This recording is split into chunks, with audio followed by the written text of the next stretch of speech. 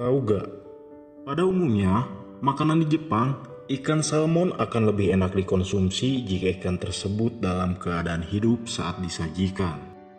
Jauh lebih enak dimakan dibandingkan dengan ikan-ikan salmon yang sudah diawetkan dengan es. Itu sebabnya, nelayan selalu memasukkan ikan salmon yang dia tangkap ke dalam kolam buatan, agar dalam perjalanan menuju daratan, salmon tersebut tetap hidup. Meski demikian, kenyataannya banyak salmon yang mati dalam kolam buatan tersebut. Bagaimana cara menyiasatinya? Nelayan tersebut meletakkan seekor ikan hiu kecil ke dalam kolam buatan tersebut. Ajaib! Hiu kecil tersebut memaksa para salmon agar terus bergerak biar tidak termakan. Dan akhirnya, jumlah salmon yang mati justru semakin sedikit. Makna dari cerita ikan hiu tadi, sebenarnya banyak pesan moral yang bisa kita ambil. Bahwa kalau diam itu akan membuat kita mati, bergerak membuat kita hidup. Apa yang membuat kita diam? Saat tidak ada masalah dalam hidup dan saat kita berada dalam zona nyaman.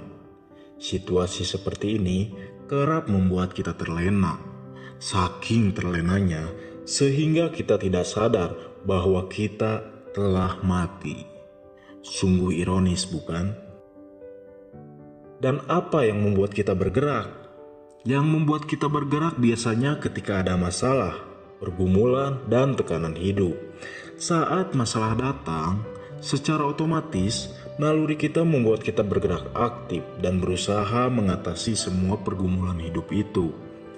Di saat seperti itu, biasanya kita akan ingat kepada Tuhan dan berharap kepadanya. Tidak hanya itu, kita menjadi kreatif dan potensi diri kita pun menjadi berkembang luar biasa. Kita akan bisa belajar banyak dalam hidup ini. Bukan pada saat keadaan nyaman, tapi justru pada saat kita menghadapi badai hidup. Sebab itu, syukurilah hiu-hiu kecil yang terus memaksa kita untuk bergerak dan tetap survive. Masalah hidup adalah baik, karena itulah yang membuat kita terus berpikir dan bergerak.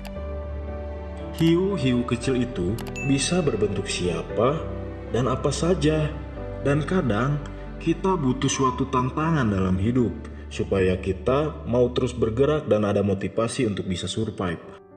Maka Tuhan memberikan ujian agar kamu menjadi lebih kuat dan bisa bertahan hidup. Ekspresi dan pandangan manusia terhadap sesuatu masalah memang berbeda-beda. Namun, keyakinan bahwa segala masalah, bahkan musibah sekalipun, sejatinya bukan untuk menjatuhkan, melainkan membuat kita menjadi pribadi yang lebih berkualitas daripada sebelumnya.